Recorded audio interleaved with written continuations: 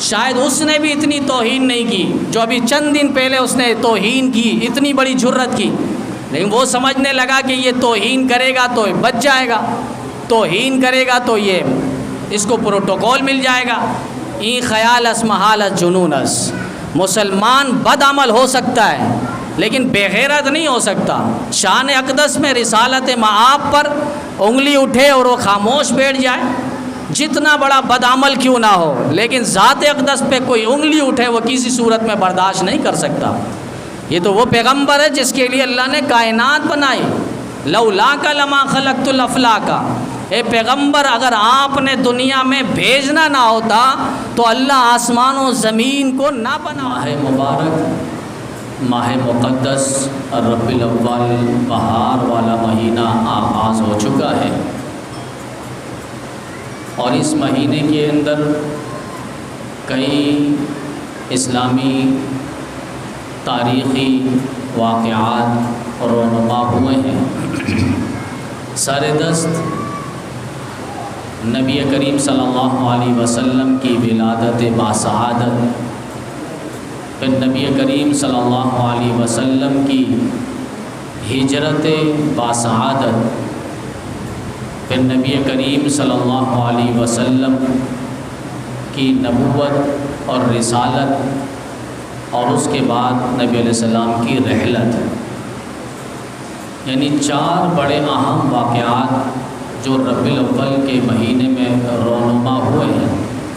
نبی علیہ السلام کی ولادت کا مہینہ بھی ربیع الاول ہے، اور ہجرت کا مہینہ بھی ربیع الاول ہے، جب نبی علیہ السلام مکہ سے مدینہ کی طرف ہجرت فرمائی دین اسلام کی سربلندی کی خاطر، تو وہ مہینہ ہجرت والا ربیع الاول کا مہینہ تھا۔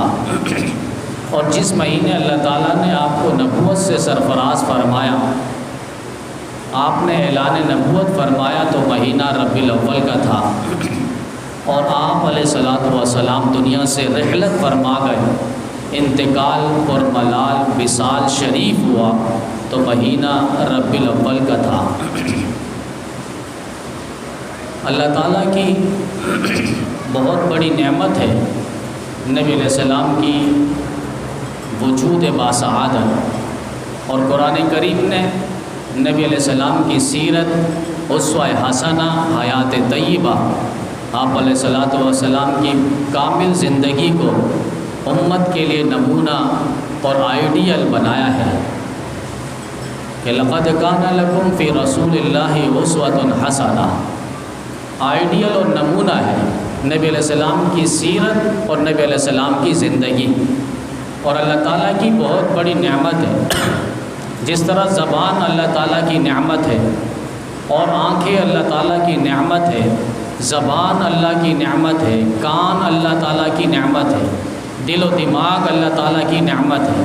اگر دماغ نہ ہو تو انسان پاگل ہو، آنکھیں نہ ہو تو انسان اندھا ہو، اور اسی طریقے سے عقل نہ ہو تو انسان پاگل ہو، دل نہ ہو تو پھر انسان ہی نہ ہو، صحت نہ ہو تو انسان بیمار ہو۔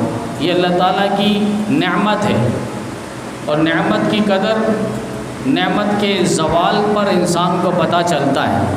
اور اللہ تعالیٰ نے کسی نعمت کا ذکر کر کے یہ نہیں فرمایا کہ میں نے تم پر احسان کیا ہے، ان تمام نعمتوں کے ذکر پر اللہ نے نہیں فرمایا، ایک کے ذکر پر اللہ تعالیٰ نے فرمایا کہ مومنوں، میں نے تم پر احسان کیا، لقد من اللہ علی المؤمنین اذ بعث فیہم رسولا، مومنوں میں نے تم پر احسان کیا ہے، اپنا لاڈلا اور محبوب پیغمبر تمہارے درمیان بھیجا ہے۔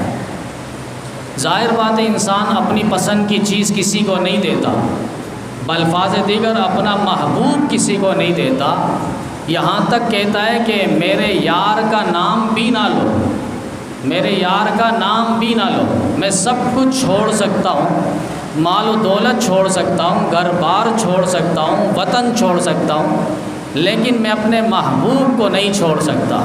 انسان سب کچھ اور سب کچھ کی قربانی دے سکتا ہے اور دے دیتا ہے، یہاں تک کہ جان پیش کرنا پڑے تو جان بھی پیش کر دیتا ہے، مال پیش کرنا پڑے تو مال بھی پیش کر دیتا ہے، وطن خیر آباد کرنا پڑے تو وطن کو بھی چھوڑ دیتا ہے، لیکن اپنے محبوب کو، اپنے یار کو، اپنے دلدار کو وہ کبھی نہیں چھوڑتا، جسے اس نے منتخب کیا ہے، جسے اس نے پسند کیا ہے۔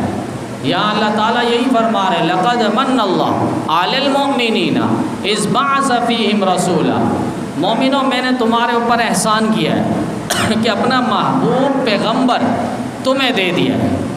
یہ احسان ہے اللہ تعالیٰ کا۔ احسان کیوں فرمایا؟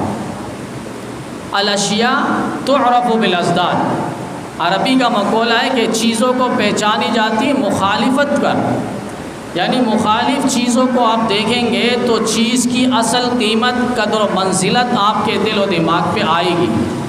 مثلا لائٹیں جل رہی ہے تو اس کی قدر و قیمت ابھی نہیں پتہ چلے گی، جیسی کہ الیکٹرک کو شرارت ہوگی اور لوڈ شیڈنگ والے کو شرارت ہوگی اور بے دینی ان کو سوجے گی کہ آج مذہبی دن ہے مسلمانوں کا، جمعۃ المبارک کا اجتماع کا دن ہے، انہیں پریشان کرو، تو جیسی لائٹ جائے گی پھر لائٹ کی قدر و قیمت ہمارے دل و دماغ پہ آئے گی۔ اسی طرح بھی صحت ہے تو اس کی قدر، اس کی منزلت، اس کا مقام ہمیں صحیح سے نہیں ہے۔ آپ ہاسپٹل میں جائیں گے، عباسی اسپتال جائیں گے، وہاں جب مریضوں کو دیکھیں گے پھر اس صحت کا اندازہ ہوگا اور اس صحت کی قدر و قیمت ہوگی۔ دولت انسان کے پاس، لٹا رہا ہے، جہاں جا رہا ہے لگا رہا ہے، دیکھ نہیں رہا کہ کس جگہوں پہ میں پیسے دولت خرچ کر رہا ہوں، تو دولت کی قدر و قیمت ہوگی۔ کسی فقیر اور بھکاری کو جب ہم دیکھیں گے جس کے پاس ایک وقت کا بھی صحیح روٹی کھانے کو نہیں ہے، فرمایا پھر اس کے بعد اس دولت کی قدر و قیمت انسان کے دل و دماغ پہ ہوگی۔ زندگی ہے، ابھی اس کا احساس نہیں ہے اور اس کی قدر و قیمت نہیں ہے، اس کی منزلت ہمارے سامنے آیا اور ظاہر نہیں ہے، لیکن آپ قبرستان جائیں گے، پھر اس کے بعد قبرستان کو جب دیکھیں گے، وہاں کے مردوں کو، پھر اس زندگی کا احساس ہوگا اور اس زندگی کی قدر و قیمت اور منزلت ہمارے دل و دماغ پہ آئے گی۔ اسی طرح امام الانبیاء صلی اللہ علیہ وسلم کی عظمت، آپ کو جو اللہ تعالیٰ نے اس امت پر ایک لحاظ سے احسان فرمایا، احسان کی عظمت اور اس کی اہمیت کا اندازہ تب ہوگا جب نبی کریم صلی اللہ علیہ وسلم کی آمد سے قبل آپ عرب معاشرہ دیکھیں گے، عرب کے حالات دیکھیں گے، اس دنیا کے حالات اور دنیا کے واقعات آپ دیکھیں گے اور پھر بعد کے حالات دیکھیں گے، دونوں حالات کو آپ دیکھیں گے، اس کے بعد پتہ چلے گا امام الانبیاء صلی اللہ علیہ وسلم کی آمد کا عظمت اور اہمیت کیا ہے۔ نبی علیہ السلام دنیا میں آئے نہیں تھے تو عجیب ماحول تھا، لوگ اللہ کو نہیں مانتے تھے، پوری دنیا میں اللہ کو ماننے والا آپ کو کوئی نظر نہیں آئے گا، یہاں تک کہ بیت اللہ، اللہ تعالیٰ کا گھر جسے کہا جاتا ہے، خانہ کعبہ، وہاں پر بھی 360 بتوں کو رکھا گیا ہے اور 360 بت رکھ کر ان کی پوجا پاٹ ہوتی تھی۔ منڈیوں میں، بازاروں میں لوگ بتوں کو فروخت کرتے تھے، بیچتے تھے، وہاں بولیاں لگتی تھیں، یہ 20 روپے کا خدا ہے، یہ 40 روپے کا خدا ہے، یہ 100 روپے کا خدا ہے، اور یہ چاندی والا خدا ہے، یہ سونے والا خدا ہے، یہ لکڑی والا خدا ہے، یہ لوہے والا خدا ہے۔ پھر خداؤں کی باقاعدہ تقسیمیں ہوا کرتی تھی کہ بھئی یہ آنکھ جلانے والا خدا ہے، یہ آنکھ بجھانے والا خدا ہے، یہ پانی برسانے والا خدا ہے، یہ پیاس بجھانے والا خدا ہے، یہ بھوک مٹانے والا خدا ہے، یہ صحت دینے والا، یہ بیماری دینے والا، یہ شادی بیاہ کروانے والا، یہ سفر میں امن و سکون دینے والا۔ اس طرح انہوں نے زندگی اور موت تک وہ خداؤں کو بنایا ہوا تھا، اپنے ہاتھ سے بتوں کو تراش کر۔ امام الانبیاء صلی اللہ علیہ وسلم دنیا میں تشریف لائے، آپ کی ولادت باسعادت ہوئی، آپ نے اس قوم کو بتلایا اور اللہ نے اپنی قرآن کریم کے اندر یہ سورت اتار دی، قل هو اللہ احد۔ پیغمبر آپ کہہ دیجئے، آپ اپنی زبان مبارکہ سے کہہ دیجئے، اللہ ایک ہے، اس کے ساتھ کوئی شریک نہیں، اللہ ایک ہی ہے، در در کی چوکھٹ سے اپنے جبین نیاز کو ہٹا کر ایک خدا کے در پر جھکانے کے لیے اللہ تعالیٰ نے اپنے محبوب پیغمبر صلی اللہ علیہ وسلم کو مبعوث فرمایا۔ یہ نبی علیہ السلام کی آمد کا مقصد تھا۔ نبی دنیا میں آئے کیوں؟ در در کی پجاری سے ہٹا کر ایک اللہ کی پجاری بنانے کے لیے، در در کی پوجا پاٹ سے ہٹا کر ایک اللہ کی عبادت کے لیے، در در سے سر کو ہٹا کر ایک اللہ کے در پر سر کو جھکانے کے لیے امام الانبیاء محمد عربی صلی اللہ علیہ وسلم کو اللہ تعالیٰ نے اس دنیا پہ بھیجا ہے۔ مخلوق تو بہت ہے لیکن خالق ایک ہی ہے، مملوک تو بہت ہے مالک ایک ہی ہے، مرزوق تو بہت ہے رزق دینے والا صرف اللہ تعالیٰ ہے، منگتے تو بہت ہیں لیکن داتا صرف ایک ہے، طالب تو بہت ہے مطلوب صرف ایک ہی ہے، دینے والا ایک ہے، لینے والے تو بہت ہیں مگر دینے والا صرف ایک ہے۔ اسی ایک کی تعلیم دینے کے لیے اللہ تعالیٰ نے اپنے محبوب پیغمبر جناب نبی کریم صلی اللہ علیہ وسلم کو دنیا پہ مبعوث فرمایا۔ لقد من اللہ علی المؤمنین اذ بعث فیہم رسولا، مومنوں مسلمانوں تم پر اللہ تعالیٰ نے بڑا احسان کیا ہے، اپنے محبوب اپنے لاڈلے اپنے لجپال پیغمبر کو تمہارے درمیان بھیجا ہے۔ یہ احسان ہے۔ میں نے بتلایا کہ چیزوں کو پہچانی جاتی ہے اس کی ضد کی چیزوں کو دیکھ کر۔ لائٹیں ہیں اس کو آپ پہچانیں گے، جب لائٹ نہ ہو تو پھر اس کی قدر و قیمت ہوگی۔ ابھی صحت ہے، بیماری سے صحت پر انسان آتا ہے تو پھر صحت کی قدر و قیمت اس کے دل و دماغ پہ ہوتی ہے۔ اسی طرح نبی علیہ السلام ابھی دنیا میں آئے نہیں تھے، آپ کی آمد سے قبل عجیب معاشرہ تھا، عجیب حالات تھے لوگوں کے، یہاں تک کہ جانور کو کھڑے کھڑے جانور کو ذبح کیے بغیر اس کو پیچھے سے کاٹتے گوشت کو اور پھر اس کو کھاتے تھے، اور وہ جانور اچھلتا تھا، یہاں تک کہ بارش نہ ہو تو وہ لوگ دم کے پاس پیٹرول نما چیز کو ڈالتے تھے اور آنکھ جلاتے تھے، اور اس کے بعد کہتے تھے یہ جانور اچھلے گا اللہ تعالیٰ کی عرش ہلے گی اور اللہ تعالیٰ کو رحم آئے گا، اللہ ہم پر بارش برسائے گا۔ اس طرح جہالت ان کے اندر کوٹ کوٹ کر بھری ہوئی تھی، عجیب جانوروں کے ساتھ یہ۔ لیکن نبی علیہ السلام کی آمد ہوئی، نبی علیہ السلام نے فرمایا جانور کو اس طرح لٹاؤ اور اس طرح چھری تیز کرو اور ایک ہی بار پہ جانور کو قربان کر دو، اس کا خون کا قطرہ گرنے سے قبل اللہ تعالیٰ تمہاری مغفرت کر دے گا۔ لیکن یاد رکھیں اگر جانور چھری کاٹتے وقت چھری چل نہیں رہی ہے، اس کو تکلیف ہو رہی ہے، فرمائیں کہ پھر اس تکلیف کی وجہ سے کہیں ایسا نہ ہو نہ تمہاری قربانی صحیح ہو، نہ اللہ کے ہاں جو عبادت کا اجر مرتب ہونا ہے وہ اجر بھی ثواب بھی تمہیں نہ ملے اور تم ثواب سے اور اس بڑی عبادت سے تم محروم ہو جاؤ۔ یہ نبی علیہ السلام کی آمد سے قبل اور آنے کے بعد کی اہمیت آپ دیکھیں۔ عرب معاشرہ ہے، عجیب جہالت ہے۔ قرآن کریم کہتا ہے وَإِن كَانُوا مِن قَبْلُ لَفِي ضَلَالٍ مُبِينٍ، یہ پورا معاشرہ پوری دنیا گھٹا ٹوپ تاریکیوں کے اندر بھٹکی ہوئی تھی، اندھیر نگری کے اندر وہ لوگ پل رہے تھے۔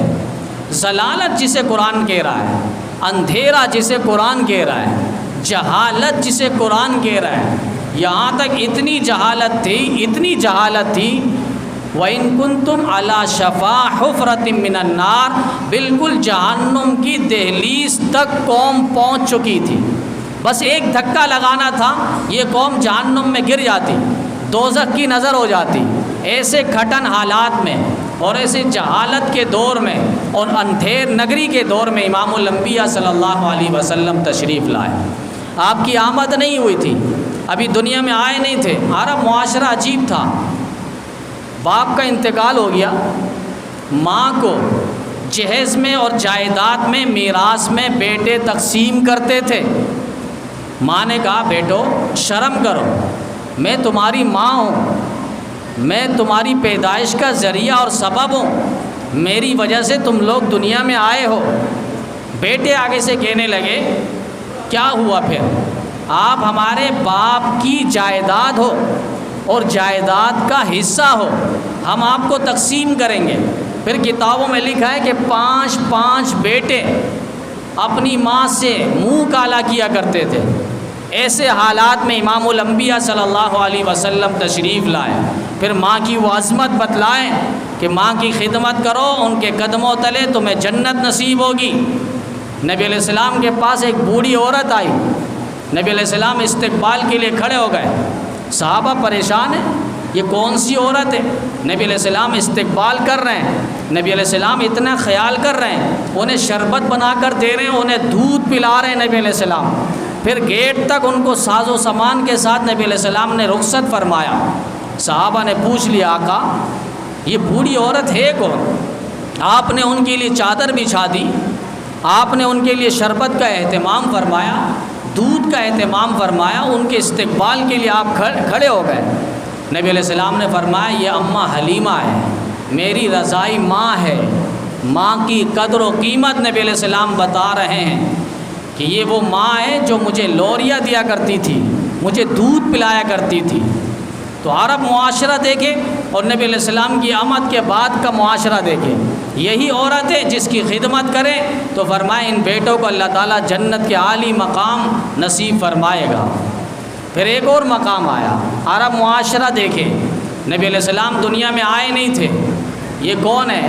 سگے بھائی ہیں، بہن کو لے جا کر منڈیوں پر فروخت کرتے ہیں اور جسم کے نصیب و فراز واضح کر کے بتاتے ہیں تاکہ خریدار کی دلچسپی بڑھے اور وہ پھر خرید کرے۔ یہ بھائی ہے، منڈیوں پہ لے جا کر بہنوں کو فروخت کر رہے ہیں، یہ وہی بھائی ہے جو بہنوں کو میراث سے محروم کر رہے ہیں۔ آج بھی آپ معاشرہ دیکھ لیں، یہی ہو رہا ہے۔ بھائی کہتے ہیں کہ بہنوں کو کیوں حصہ دیا جائے، چونکہ ان کو ہم نے جہیز میں سامان دے دیا، اور میں نے تو فریج دیا ہے، میں نے تو واشنگ مشین دیا ہے، میں نے تو موٹر سائیکل دی ہے۔ یہ طرح طرح کی باتیں ہو رہی آج ہمارے معاشرے میں۔ یہ ایک لحاظ سے وہی جہالت کا عکس ہے، وہی جہالت کی شعاعیں ہیں اور کرن ہیں جو ہمارے معاشرے میں اب تک یہ جا نہیں رہی، شعاعیں ختم نہیں ہو رہی۔ بھائی بہنوں پر ظلم کر رہا ہے۔ نبی علیہ السلام نے عزت اور عفت اور پاک دامنی کا سبق دیا دنیا میں آنے کے بعد۔ صحابہ غزوہ طائف میں جب گئے اور وہاں سے ایک عورت گرفتار ہو کر آتی ہے، ہاتھ پہ ہتھکڑیاں ہیں، سر پہ دوپٹہ نہیں ہے، پراگندہ حالت ہے اور آ رہی ہے، بڑی بہادر عورت سمجھی جاتی ہے۔ 300 قیدی مزید ان کے ساتھ گرفتار ہو کر آ رہے ہیں۔ جاتے جاتے وہ عورت کہنے لگی صحابہ سے، تم لوگ مجھے کہاں لے کر جا رہے ہو؟ تو صحابہ کرام رضوان اللہ تعالیٰ علیہ مجمعین نے فرمایا، تمہیں ہم ہمارے آقا مدینی کریم صلی اللہ علیہ وسلم کے دربار پہ لے کر جا رہے ہیں۔ کہا اچھا، ذرا ان کو جا کر میرا سلام عقیدت پیش کرنا اور جا کر کہنا کہ تمہاری بہن شیما آئی ہے۔ نبی علیہ السلام کو صحابہ پریشان ہوئے، دوڑے نبی علیہ السلام کے پاس پہنچے اور فرمایا آقا ہم نے تو آج تک آپ کی کسی بہن کا ذکر نہیں سنا، لیکن ایک عورت آئی ہے طائف سے گرفتار ہو کر، قیدی بن کر، اور بڑی بہادر ہے، اور وہ کہہ رہی ہے جا کے اپنے آقا کو جا کر میرا سلام کہہ دو اور کہہ دو تمہاری بہن شیما آئی ہے۔ نبی علیہ السلام سنتے ہی لرز گئے اور کہنے لگے شیما شیما، اور اٹھے نبی علیہ السلام کی کالی کملی چادر، جس چادر کے بارے میں اللہ نے قرآن کریم کے اندر قسمیں کھائی ہے، یا ایھا المزمل، اے کالی کملی والے، کہیں اللہ نے فرمایا یا ایھا المدثر، اے چادر والے۔ نبی علیہ السلام ہمارے پیغمبر کی چادر کی قسمیں تک کھا رہے ہیں۔ وہ پیغمبر جلدی جلدی اٹھے، فرمائیں کہ جاؤ جلدی اور یہ چادر میری بہن کے سر پہ ڈالو اور ہاتھوں سے ہتھکڑیاں نکالو اور ان کو معاف کرو، اور ان کے ساتھ جو 300 قیدی آئے ہیں انہیں بھی رہا کرو، انہیں بھی معاف کرو۔ نبی علیہ السلام کے پاس جب یہ شیما پہنچی تو نبی علیہ السلام دیکھ کر پہچان لیے، یہ شیما میری بہن ہے، رضائی بہن۔ ان کی ماں اماں حلیمہ سعدیہ تھی اور ان کے گھر میں بچپن میں پلا کرتا تھا، اور یہ شیما کہتی ہیں کہ جب نبی علیہ السلام کو میں بچپن پہ لے کر جاتی تھی، فرسٹ ٹائم میں جب لے کر گئی تو مجھے بکریاں چرانے کی ضرورت اور حاجت پیش نہیں آئی، میں جہاں جہاں بھائی کو لے کر جاتی بکریاں خود بخود چاروں طرف ارد گرد آ کر بیٹھ جاتی، اور یہ بکریاں خود بخود پتے کھا کر اپنا پیٹ بھر لیا کرتی تھی، اور کہتی کہ میں 2 نظارے دیکھا کرتی تھی۔ ایک تو یہ کہ میں جہاں جہاں بھائی کو لے کر جاتی تو آسمان کے بادل مجھے سایہ کرتے ہوئے نظر آتے تھے، اور میں جہاں جہاں لے کر جاتی بھائی کو بکریاں ساری کی ساری وہاں آتی، اور ایک جھرمٹ اور مرکز کا اور محور کا مرکز بنا جاتا تھا، اور یہ ساری بکریاں میرے بھائی محمد کو دیکھا کرتی تھی اور لوریاں دیا کرتی تھی، اللہم ابکل لنا محمدا، اللہم ابکل لنا محمدا واجعلہ سعیدا ومسعودا، اللہ میرے بھائی کو محمد کو باقی رکھنا اور اس کو جہانوں کے لیے نیک بخت اور مسعود بنانا صلی اللہ علیہ وسلم۔ یہ حضرت شیمہ دعا دے رہی ہے نبی علیہ السلام کو، کیا پتہ ان کے ہاتھ پہ جو بیٹھے ہیں پوری کائنات کے سردار ہیں۔ حضرت شیمہ کو نبی علیہ السلام نے فرمایا، اے شیمہ میری بہن، میرے ان یاروں کو، میرے ان صحاباؤں کو ذرا بتاؤ نا، میرے اس بچپن کے واقعات بتاؤ نا۔ حضرت شیمہ کہنے لگی، آقا مجھے وہ پتھر بھی یاد ہے جو پتھر آپ کو سلام عقیدت پیش کیا کرتے تھے، آقا مجھے اس درخت کی ٹہنیاں بھی یاد ہیں جو جھک جھک کر آپ کو سلام عقیدت پیش کیا کرتی تھی۔ یہ نبی علیہ السلام کا مقام اور مرتبہ، اور پھر نبی علیہ السلام بتا رہے ہیں بہنوں کی عظمت کیا ہوتی ہے۔ نبی علیہ السلام چادر اتار کے دے رہے ہیں، ہتھکڑیاں کھولی گئی، اور انہیں پیار کے ساتھ نبی علیہ السلام نے 300 قیدی سمیت انہیں رہا کیا گیا۔ یہ حضرت شیمہ ہے، نبی علیہ السلام نے بہن کا مقام اور مرتبہ بتایا، ان کی عزت، ان کی عصمت اور ان کی عفت کا احترام نبی علیہ السلام نے کر کے امت کو بتلایا ہے کہ تم بھی اپنی بہنوں کی عزت کیا کرو، عصمت کیا کرو، اور ان کے احترام کا خیال رکھا کرو۔ یہ نبی علیہ السلام کی آمد سے قبل اور آمد کے بعد کے حالات اور واقعات ہیں۔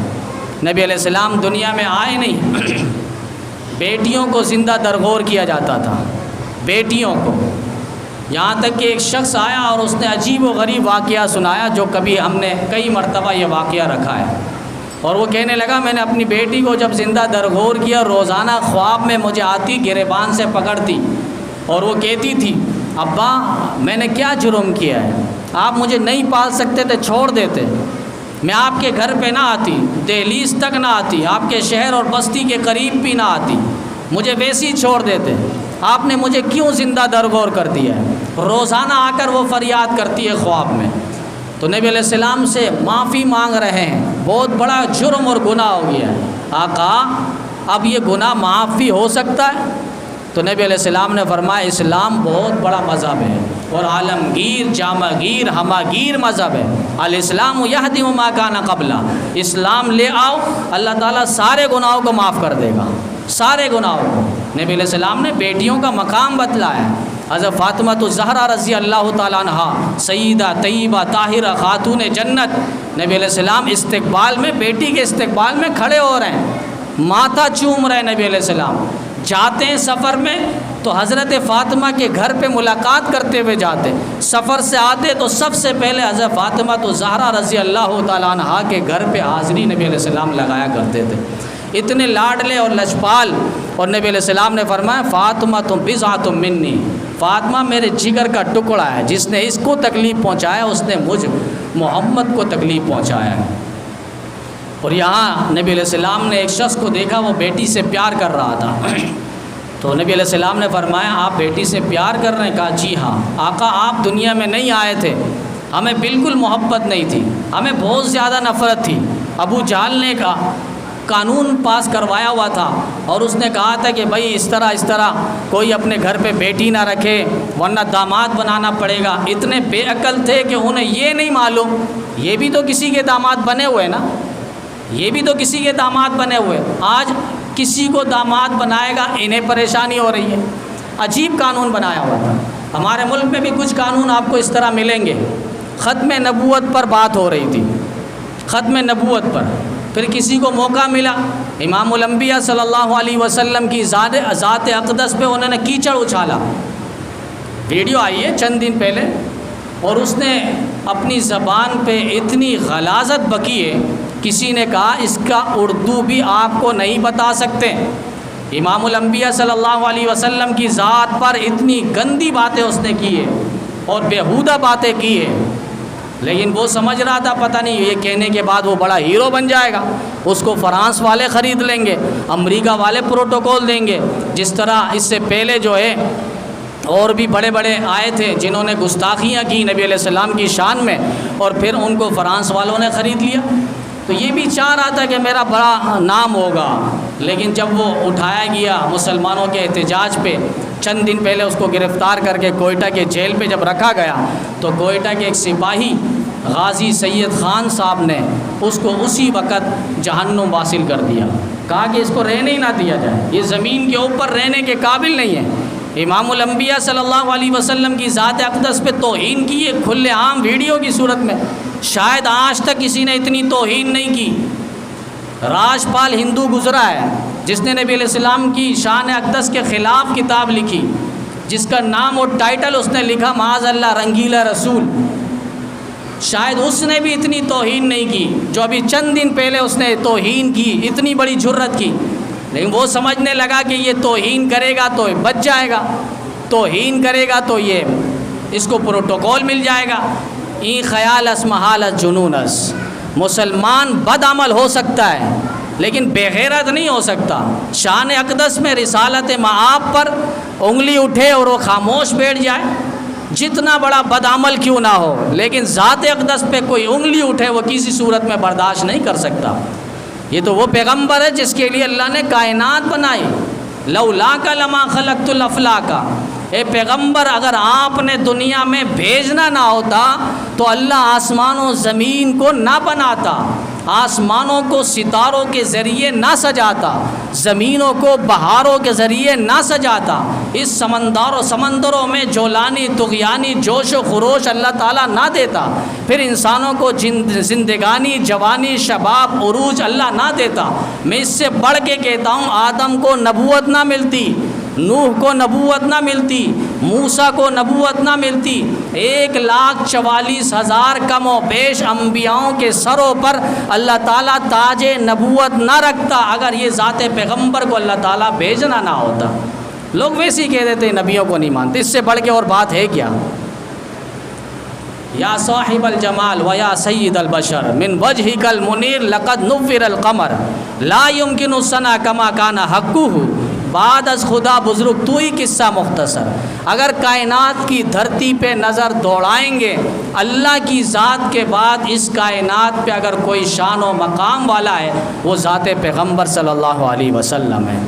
ہر ابتدا سے پہلے، ہر انتہا کے بعد ذات نبی بلند ہے ذات خدا کے بعد۔ یوں تو دنیا میں بہت سے لوگ ہیں احترام کے قابل، میں سب کو مانتا ہوں مگر مصطفیٰ کے بعد صلی اللہ علیہ وسلم۔ یہ ہمارے پیغمبر ہیں، معاشرہ بنا رہے ہیں، ایک انقلاب اور تبدیلی کے لیے اللہ تعالیٰ نے ہمارے نبی کو دنیا پہ مبعوث فرمایا۔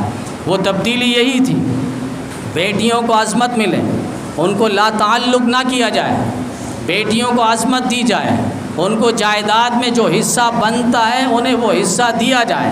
بیٹیوں کو محروم کیا جاتا ہے، میراث سے محروم کیا جاتا ہے، جائیداد سے میراث سے انہیں وارث نہیں بنایا جاتا۔ یہ زمانہ جاہلیت کی سوچ ہے اور فکر ہے۔ نبی علیہ السلام نے اس ساری سوچوں کو ختم کیا اور مقام اور مرتبہ بدلایا۔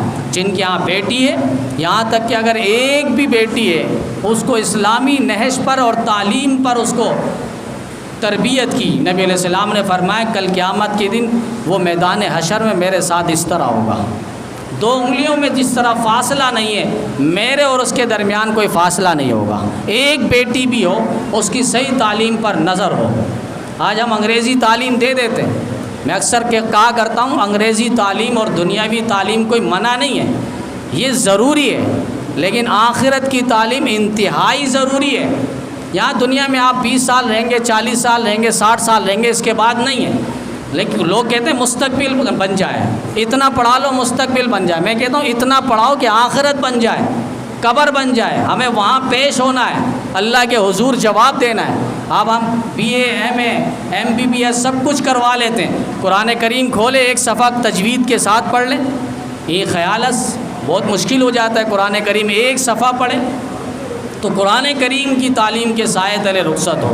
بعض بیٹیوں کو رخصت کرتے ہیں ہال کے اندر، آپ نے دیکھا ہے شادی بیاہ کے اندر بڑے اہتمام کے ساتھ، یہاں تک کہ ایک ہال پہ گئے وہاں قرآن کریم وہ لانا بھول گئے، جلدی سے بیٹے کو بھیجا اور کہا کہ قرآن کریم لے کر آؤ۔ وہ بیٹا بھی آیا تو اس کا بھی وضو نہیں تھا، چادر سے کسی رومال سے پکڑا ہوا تھا، یعنی اتنا بھی اہتمام نہیں، بڑا اہتمام دکھا رہا ہے، اور پتہ نہیں کون سی سنت کی تعلیم ہے، بیٹی کو قرآن کے سائے تلے رخصت کر رہے ہیں۔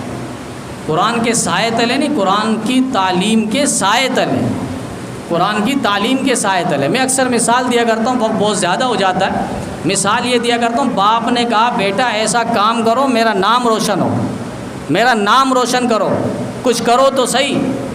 صبح کہنے کے بعد شام کو جب باپ گھر آیا تو دیکھا کہ بیٹے نے نام بڑا خوبصورت لکھا ابا کا، اور اس کے آس پاس چمکیلی لگائی اور لائٹیں لگا کر روشنی دے رہا ہے۔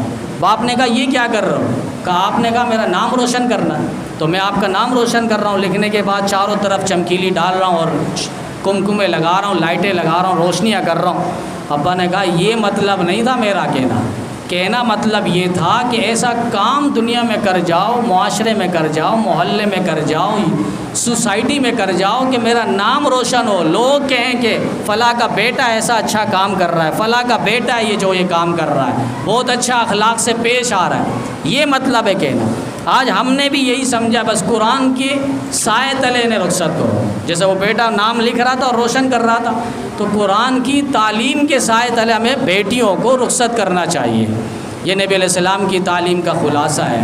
نبی کی آمد سے قبل عرب معاشرہ دیکھیں اور آمد کے بعد کا معاشرہ دیکھیں تو آپ کو اندازہ ہو جائے گا نبی علیہ السلام کو اللہ نے دنیا میں جو بھیجا ہے تبھی احسان کی بات کی ہے۔ لقد من اللہ علی المؤمنین اذ بعث فیہم رسولا، مومنو تم پر اللہ تعالیٰ نے احسان کیا ہے، اپنے محبوب کو، اپنے یار کو تمہارے درمیان بھیجا ہے۔ سب کچھ انسان قربان کر سکتا ہے اور کر دیتا ہے، لیکن اپنے محبوب کو کسی کے حوالے نہیں کرتا، یا اللہ تعالیٰ دے رہا ہے۔ اور دنیا میں بھیجا، احسان کیوں جتلا رہا ہے اللہ تعالیٰ کہ یہ میرے محبوب دنیا میں آئے گا اور اس کو تبدیل کرے گا، یہاں ایک اللہ کی توحید کا ڈنکا بجایا جائے گا۔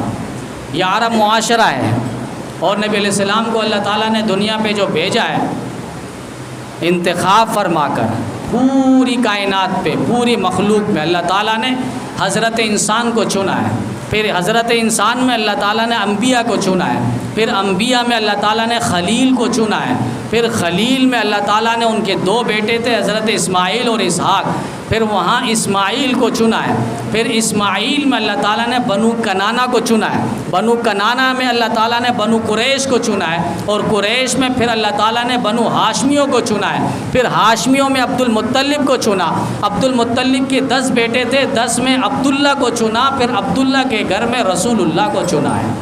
یہ سلسلہ ہے، نام باپ کا عبداللہ، اللہ کا بندہ، بتانا چاہ رہا ہے اللہ کہ میں اس کو بھیجوں گا جو ساری کائنات پہ سارے افرادوں کو اللہ تعالیٰ کا بندہ بنائے گا، اس رسول کو بھیجنے والا ہوں۔ ماں کا نام آمنہ، امن دینے والی، اللہ تعالیٰ بتلانا چاہ رہے ہیں اس کے جو بچے آئیں گے دنیا میں محمد الرسول اللہ صلی اللہ علیہ وسلم، وہ ساری کائنات کو امن دینے والا ہوگا، سکون دینے والا ہوگا۔ دائی حلیمہ، دودھ پلانے والی، اس کا نام حلیمہ، حوصلہ والی۔ نبی علیہ السلام نے بھی ساری کائنات کو حوصلے کا سبق دیا ہے، حوصلے کا سبق دیا ہے۔ یہ انتخاب خداوندی ہے اور ذات پیغمبر صلی اللہ علیہ وسلم ہے۔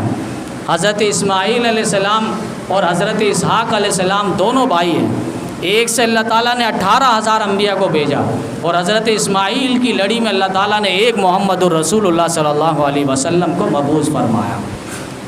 اللہ نے پورا ایک سلسلہ رکھا ہے، ہمارے نبی کو بھیجنے سے پہلے پورا ایک سلسلہ چلا ہے۔ جس طرح ایک بڑا مہمان آتا ہے اس کے لیے ہم پورا انتظامات کرتے ہیں، پروٹوکول کرتے ہیں، راستے میں ہر اعتبار سے ان کے لیے سہولت دہ، آرام دہ چیزیں لگاتے ہیں تاکہ انہیں پریشانی نہ ہو۔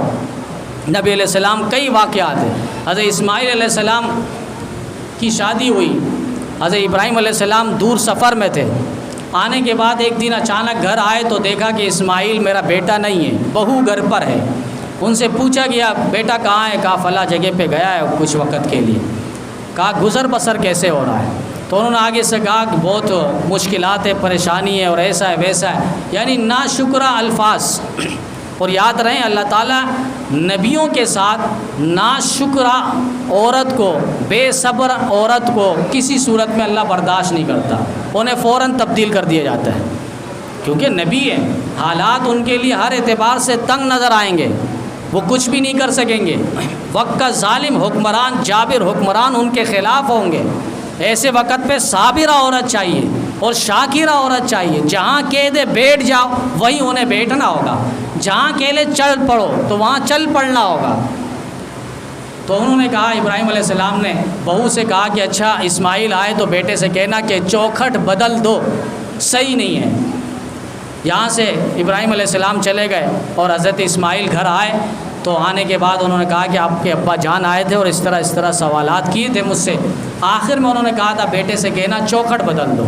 اسماعیل نے کہا میرا ابا کہنا چاہ رہا ہے بیوی بدل دو، طلاق دے دو، ختم کر دیا۔ انہوں نے دوسری شادی کی۔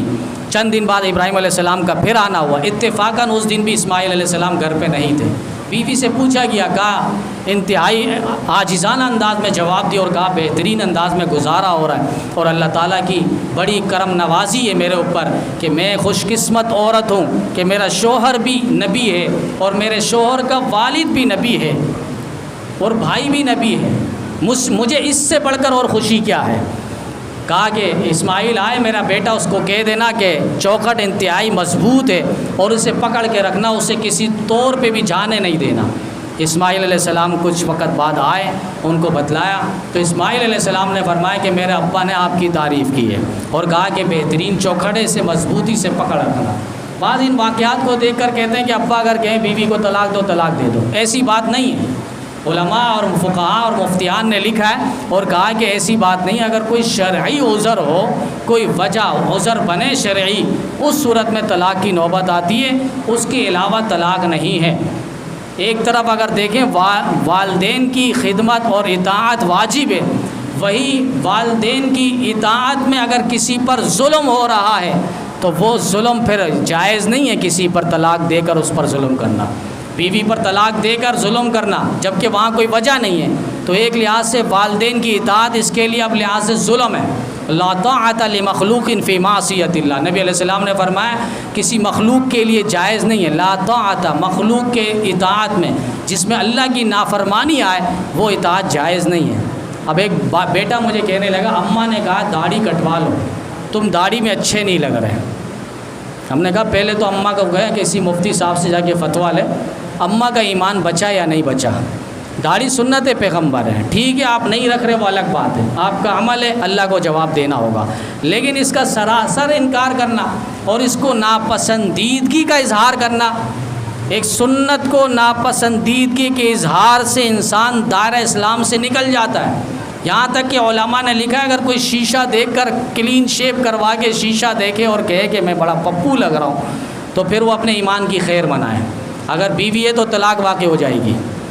اتنا باریک مسئلہ ہے کہ سنت کا تمسخر، سنت کا مذاق اڑانا کہ مجھے اچھا نہیں لگ رہا، یعنی نفرت ہے، معاذ اللہ الفاظ دیگر یہی کہنا چاہ رہا ہے، تو پھر اس کے ایمان کا مسئلہ آئے گا۔ جب ایمان نکل گیا تو بیوی نکاح میں ایمان کی وجہ سے آئی ہے، وہ ایمان نہیں ہے، ایمان اور کفر اور ایمان جمع نہیں ہو سکتا، لہذا یہ بڑی باریکی ہے، انہیں سمجھنا ہوگا۔ تو یہ حضرت ابراہیم علیہ السلام نے اپنے بیٹے کو نصیحت کی کہ اس کو مضبوطی سے تھامے رکھو۔ علماء فرماتے ہیں اسی بیوی سے جب یہ سلسلہ آگے چلا، اللہ تعالیٰ نے امام الانبیاء صلی اللہ علیہ وسلم کو مبعوث فرمایا۔ اسی صابرہ اور شاکرہ عورت سے جو لڑی چلی اور سلسلہ چلا ہے، اللہ تعالیٰ نے میرے اور آپ کے پیغمبر سید الاولین والآخرین محمد عربی صلی اللہ علیہ وسلم کو مبعوث فرمایا۔ 4 کام کے لیے اللہ تعالیٰ نے دنیا میں بھیجا ہے۔ خلاصہ یتلو علیہم آیاتی، قرآن پاک کی تلاوت کرنا، قرآن کی آیتیں پڑھ پڑھ کر لوگوں کو سنانا، یہ نبی علیہ السلام کی دنیا میں آنے کا بعثت اور مقصد ہے۔ ہمارے اکابر نے اتنی خدمت کی ہے قرآن کی، انسان کی عقل سے ماورا ہے۔ امام اعظم ابو حنیفہ رحمۃ اللہ علیہ، امام محمد الحسن الشیبانی رحمۃ اللہ علیہ 7 دن کے اندر قرآن کریم حفظ کر رہے ہیں۔ ہم سے تو 7 دن میں قرآن کریم پڑھا نہیں جاتا، وہ 7 دن میں حفظ کر رہے ہیں۔ حضرت مولانا قاسم نانوتوی رحمۃ اللہ علیہ حج میں جب گئے، اس وقت بحری جہاز، سمندری جہاز سے لوگ کئی مہینوں میں سفر کیا کرتے تھے۔ اچانک رمضان کا مہینہ داخل ہونے لگا، لوگ پریشان ہوئے، کوئی بھی حافظ نہیں ہے، قرآن پاک پڑھے کون؟ تو مولانا قاسم نانوتوی رحمۃ اللہ نے فرمایا کہ فکر نہ کرو، آج کی رات تراویح ہے تو میں ایک پارہ روزانہ یاد کر کے تراویح میں سناؤں گا۔ 30 پارے ہوئے، 30 دن ہوئے، قرآن کریم حفظ مکمل کیا مولانا قاسم نانوتوی رحمۃ اللہ علیہ۔ حضرت مولانا مدنی رحمۃ اللہ علیہ نے 30 دن کے اندر قرآن پاک کو حفظ کیا ہے۔ ایسے لوگ گزرے ہیں جنہوں نے قرآن پاک کی ایسی خدمت کی۔ حضرت عبداللہ بن مبارک رحمہ اللہ کا مشہور واقعہ ہے، وہ فرماتے ہیں کہ میں حج کے موسم میں تھا، ایک عورت جو ہے اپنے قافلے سے بچھڑ گئی تھی، بڑھیا عورت تھی۔